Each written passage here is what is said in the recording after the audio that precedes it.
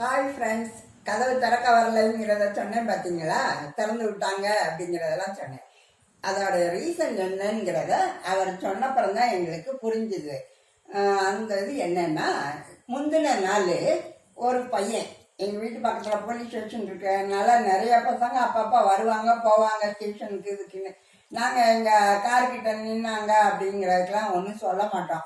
அவங்க இது பண்ணும்போது மட்டும் சொல்லுவோம், அந்த கண்ணாடியெல்லாம் கொஞ்சம் அசைக்காதீங்க தம்பி, அது போகும்போது வண்டி ஓட்டிட்டு போகும்போது கொஞ்சம் இதாகும், அதனால தான் சொல்கிறோம் அப்படின்னு ரொம்ப பவியமாக தான் சொல்லுவோம். அதனால யாரும் அவ்வளோ ரொம்பலாம் நம்ம காரை நோண்டுறதெல்லாம் செய்ய மாட்டாங்க. ஆனால் கார் மேலே சாஞ்சி நிற்பாங்க. அந்த சினிமாலெல்லாம் சொல்லுவாங்களா, பணக்காரர்கள் எல்லாம் அவர்கள் காரில் சாய்வதை விரும்புவதில்லை அப்படின்னு. அப்படியெல்லாம் இங்கே ஒன்றும் இல்லை. வாழ்க்கை சாஞ்சி இருந்தா இருக்காங்க அப்படிங்கிறது தான் எல்லா மனித மனமும் இருக்கும். அப்படின்னு தான் விட்டுருந்தோம். அந்த சாஞ்சாறு பார்த்தீங்களா, அவர் நல்லா அழுத்தி அந்த கதவுக்கு முன்னாடி அந்த போர்ஷன், அந்த என்ஜினோடைய இதுக்கும் கதவுக்கும் நடுவில் இருக்கிற இடத்துல இப்படி சாஞ்சி அப்படியே நின்றுட்டு ரொம்ப நேரம் இருந்தார். இதுதான் காரணமா.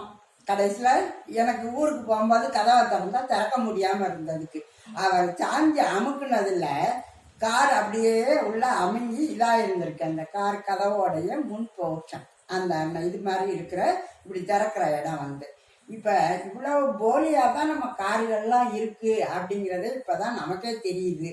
அதனால ஒரு சில இடத்துல காரில் கை வைக்காத, கார் மேலே சாயாத அப்படின்னு சொன்னால் கோவிக்காதுங்க. ஏழை பணக்காரெல்லாம் கணக்கு இல்லை. திடீர்னு இந்த மாதிரி சாமி வேணா கதவு திறக்க வர மாட்டேங்குதுன்னா அப்புறம் என்ன பண்ணுறது? ஊருக்கு போகிற நேரத்தில் மெக்கானிக்கை கூட்டிகிட்டு ஓடியாந்து பார்த்துட்டு இருக்க முடியும். அதனால் நம்மளும் கொஞ்சம் மனிதத்தன்மையோட அடுத்தவங்க காருன்னு நினைக்காம கொஞ்சம் தள்ளியே நின்று பார்த்துக்கிட்டே இருக்கலாம்.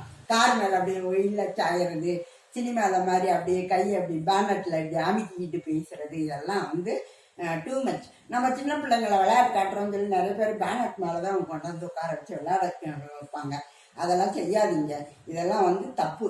அதை நம்ம புரிஞ்சுக்கிடணும். நம்ம தப்பை பண்ணிட்டு ஏழை பணக்காரன் அப்படின்னு அப்படி கொடி அசைச்சிட்டுலாம் நம்ம பேசக்கூடாது. ஓகேயா? நல்லா புரிஞ்சுக்கோங்க.